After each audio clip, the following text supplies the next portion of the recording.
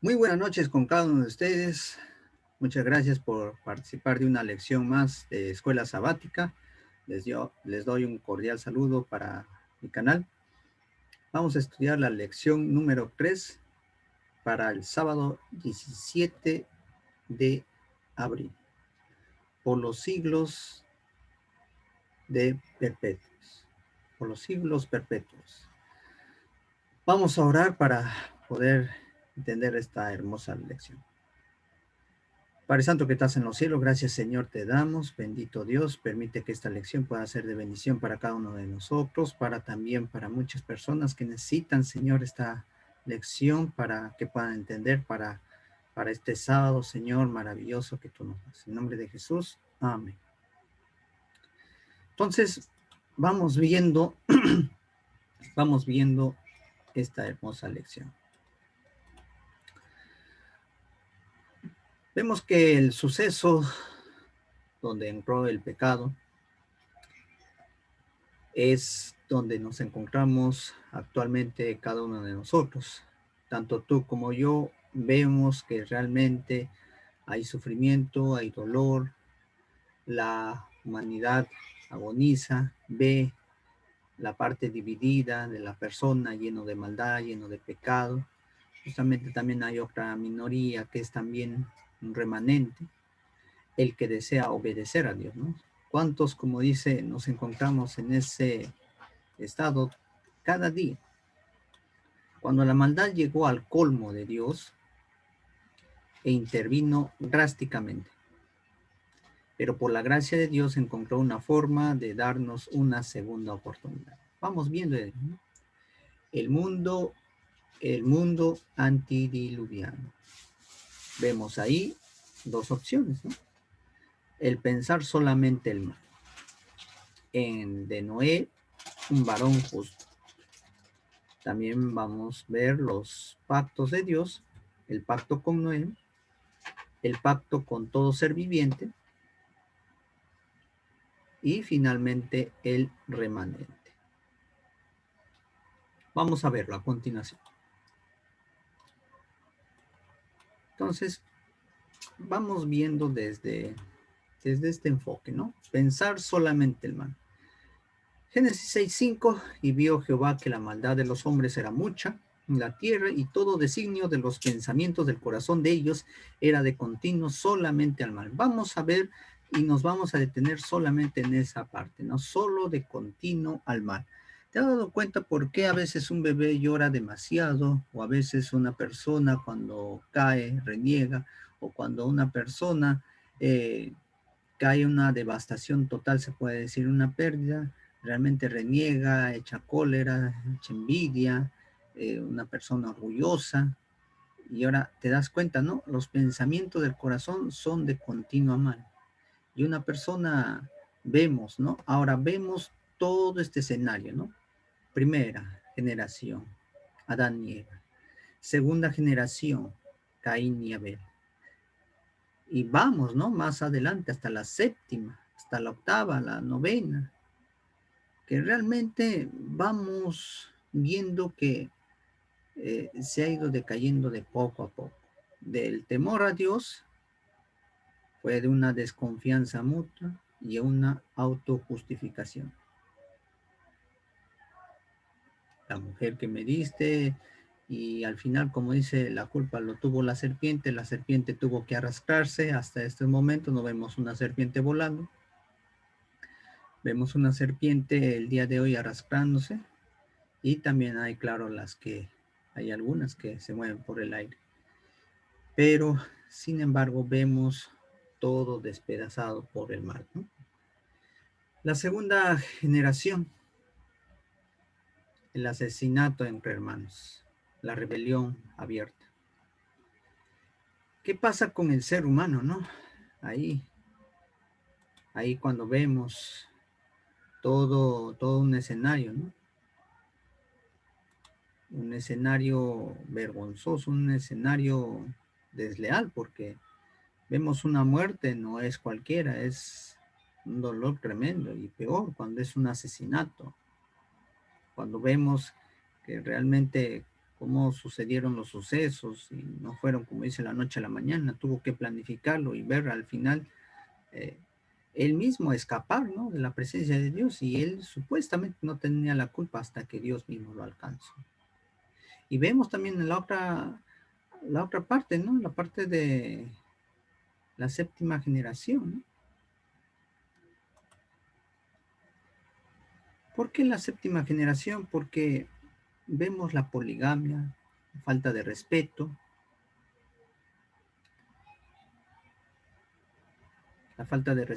justamente dentro de dentro de las familias, en la vida humana. Y finalmente, los siervos de Dios se mezclan con los pecadores de violencia sin límites. Octava y décima generación. Entonces, vamos a ver este desarrollo, ¿no? Primeramente, vamos viendo a Noé. ¿Y por qué Noé, no? Si vemos alrededor de todo ello, ¿no?, un varón justo, siempre donde nos encontremos, siempre va a haber una persona justa. Un juez justo, un amigo justo, una persona que más veas siempre que te va a hablar con una rectitud. Y siempre hay esas personas. Y como muestra el versículo, ¿no? Noé, varón justo, era perfecto en sus generaciones, con Dios caminó Noé. Génesis 6:9. Después, como dice, del pecado, la ruina, la muerte, pero Dios odia el pecado y desea erradicarlo, pero a la vez salvar al pecador. Por eso se trata del pecado. Cuando examinó la maldad reinante del mundo, Dios observó que una gran parte de la humanidad había llegado a tal gravedad y rebelión que ya no se escuchaba la voz del Espíritu Santo. Sin embargo, no estaba todo perdido. Había algunos que todavía escuchaban la voz y deseaban servir a Dios. Entre ellos, Noé, una persona justa, perfecta, pero observamos que toda su justicia no podía librarlo de la sentencia divina. Fue por la gracia de Dios que entró en el arca, entró en el pacto con Noé. Date cuenta, ¿no? La realidad somos seres humanos, ¿no?, que vemos la realidad tremenda, hasta el mismo Noé, ¿no? Pero fue salvado por gracia. Él, hasta el momento, ¿no?, de su generación, siempre, como dice, hablando, hablando, hasta construir el arca, hasta que él entró con su familia y vemos, como dice la palabra de Dios, que Dios cerró con un ángel ahí, dentro, no dentro del arca, sino para poder cerrar la puerta y nadie más entró. Y ahí vino, como menciona la Biblia, el diluvio. Vemos que generaciones vinieron, generaciones van, pero también, como dice, también del continuo mal. Pero este hombre marcó la diferencia en su tiempo, Noé. La combinación de la fe y las obras de Noé condenó al mundo. No solo predicó a la verdad presente apropiada para su época, sino que puso en práctica cada sermón que pronunció. Aunque nunca hubiera elevado una voz para formular sus amonestaciones, sus obras, su carácter santo en medio de los corruptos e impíos, habrían sido sermones condenatorios para los incrédulos y disolutos de aquella época. Soportó con paciencia y humildad semejante a la de Cristo las provocaciones, los insultos, las burlas, los escarnios. A menudo se escucha su voz elevada a Dios en oración, pidiendo su poder ayuda, a fin de poder cumplir todos los mandamientos de Dios. Esto era el poder, un poder condenador para los incrédulos. ¿Qué nos dice, no? A menudo se escuchaba su voz elevada a Dios en oración. Eso es el camino del cristiano. Tiene que envolverse del poder de la oración. A veces decimos, no, cristiano, no, que no, aquí vemos el espíritu de profecía que nos llama la atención, ¿no? En Elena G. de White, en This Day with God, 14 de agosto. Y eso es lo que marca un cristiano, ¿no? A pesar, como dice, que él hubiera podido saltar, decir las cosas como ser humano que son, pero él soportó la paciencia, humildad, semejante a Cristo. Pero todo depositaba en la oración, pidiendo poder y ayuda, a fin de poder cumplir todos los mandamientos. O sea, a través de la oración. La pregunta es, ¿tú estás orando? ¿Estás perseverando? ¿Estás siguiendo orando unos por otros? ¿Nos preocupamos en estos momentos? ¿Somos constantes? Hay que preguntarnos cada día a él. El pacto con Noé, más estable mi pacto contigo, estableceré mi pacto contigo y entrarás en el arca tú y tu mujer y las mujeres de tus hijos. Vemos el cuadro diferente, ¿no? Ahora ya Noé haciendo el arca, pero al igual dice que un marinero arroja un salvavidas a un naufragio. Dios auxilió a Noé haciendo un pacto con él. Si me obedecieres, haces un arca y entras en ella, te salvarás tú y tu familia. Y aquí podemos ver la gracia en acción. Dios toma la iniciativa de salvar a Noé. O sea, el pacto de Dios no se había olvidado. Sin que esté nada por merecido, Dios no se beneficia con este pacto. Sin embargo, Noé rompe el pacto y lo pierde todo. ¿Cómo así? Como el marinero, Dios anhela la salvación del que naufraga el pecado. El que naufraga justamente en el pecado lo pierde todo, pero por eso nos ofrece su pacto y nos pide que entremos en el arca de salvación, un arca en forma de una cruz. Así como Dios rescató de un diluvio a un Noé, también puede rescatar a ti y a tu familia y a muchas otras familias que constantemente están buscando un refugio en él. El pacto con todo ser viviente. Mi arco he puesto en las nubes, la cual será por señal del pacto entre mí y la tierra. Génesis 9:17. Mi pacto eterno implica la aceptación de una condición de parte del ser humano. La persona debe querer entrar en el pacto con Dios para beneficiarse de él. Sin embargo, el pacto con todo ser viviente, Génesis 9:12, es distinto. Va más allá de la humanidad, extendiendo a toda criatura animal. No hay que hacer nada para beneficiarse de este pacto. Simplemente Dios se compromete a no enviar un nuevo diluvio universal. Y es compromiso, lo publica lo grande, junto a la lluvia desconocida hasta entonces. Dios coloca la refracción de la luz necesaria para dibujar imponentes arcos de colores. En este pacto único inquebrantable, cuya señal perdura mientras perdure la tierra.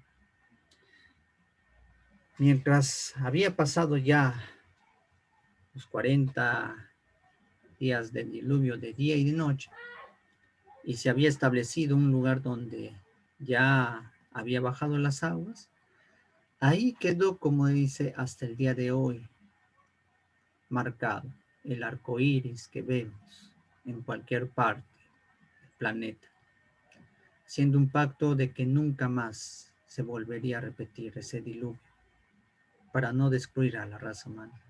Sabemos hasta dónde puede abarcar el amor de Dios para cada uno de nosotros a través de la historia, a través del perdón, de la misericordia y de poder señalar el pacto a todo ser viviente a través de la familia de Noé. Vemos ese remanente, así fue destruido todo el que vivía sobre la faz de la tierra y quedó solamente Noé y los que en él estaban en el arca. Génesis 7:23. El verbo queda está íntimamente ligado con el concepto de remanente. ¿Por qué? Es lo que queda.